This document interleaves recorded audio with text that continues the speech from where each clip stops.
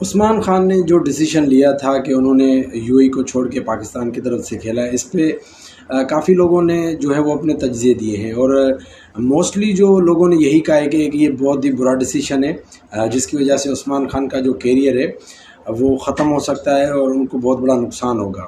लेकिन इस पे एक बात ये भी सोचने की है कि उस्मान खान अगर ये फ़ैसला नहीं लेते तो वो इंटरनेशनल क्रिकेट में तकरीबन अभी भी 1 या सवा साल के बाद आते, क्योंकि यूएई के साथ जो उनका जो कॉन्ट्रैक्ट था उसमें अभी भी 1 साल बाकी था कि 1 साल लगता उनको यूएई की तरफ से खेलने के लिए।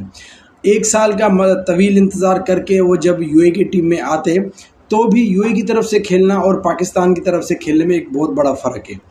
यूएई की तरफ से अगर मैं आपसे पूछूंगा यूएई की टीम के अभी कप्तान कौन है, तो मेरे ख्याल में मोस्टली जो नाजरीन उनको ये भी नहीं पता होगा कि यूएई की टीम के कैप्टन कौन है।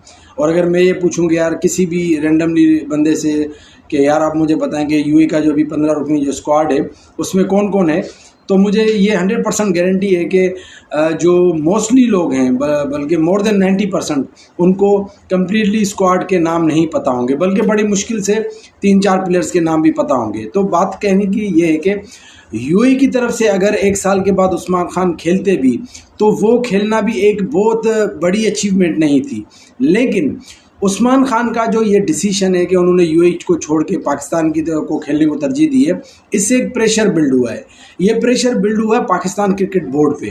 पाकिस्तान क्रिकेट बोर्ड ये जानता है कि अब उस्मान खान ने जो यूएई क्रिकेट को छोड़ा है, सिर्फ पाकिस्तान को तरजीह दी है, तो इस वजह से एक तो बड़े आराम से उनकी सिलेक्शन पाकिस्तान क्रिकेट टीम में हो गई।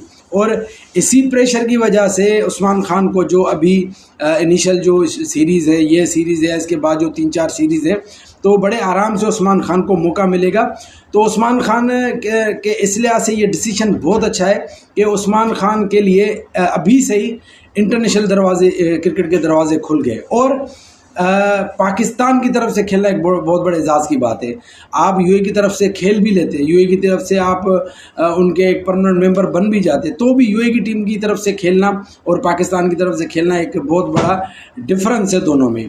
पाकिस्तान क्रिकेट टीम वो टीम है जो एक बड़ी जो टीमें हैं उनमें शुमार होता है, और उनकी तरफ से खेलना किसी प्लेयर के लिए एक बहुत बड़े एजाज़ की बात है।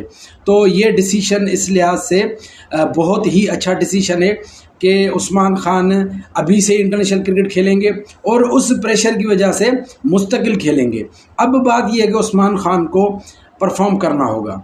उस्मान खान अगर परफॉर्म करते हैं तो मुस्तकिल खेलेंगे, अगर परफॉर्म नहीं भी करते तो भी अभी इंटरनेशनल प्लेयर भी बन जाएंगे, और वो भी पाकिस्तान की तरफ से। अब नुकसान क्या है? नुकसान ये होगा जो उस्मान खान को कि वो कुछ मतलब कि लीग्स जैसे यूएई की क्रिकेट है या यूएई की तरफ से खेलना, या कुछ लीग्स है वो नहीं खेल पाएंगे।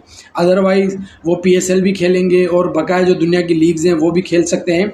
तो इस लिहाज से ये डिसीजन बुरा नहीं है, एक अच्छा डिसीजन है।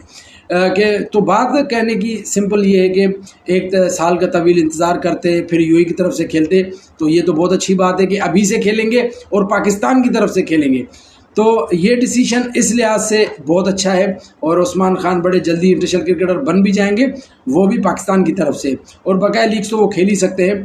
तो मैंने कहा कि वो फैंस उस्मान खान के जो मायूस हो रहे हैं या जो अफसोस का इज़हार कर रहे हैं, तो उनके लिए उनको अफसोस करने का कोई भी मतलब नहीं है, बल्कि ये तो एक अच्छी चीज़ है कि उस्मान खान ने एक ऐसा डिसीजन लिया जो एक अभी से ही उनके लिए फ़ायदेमंद साबित होगा।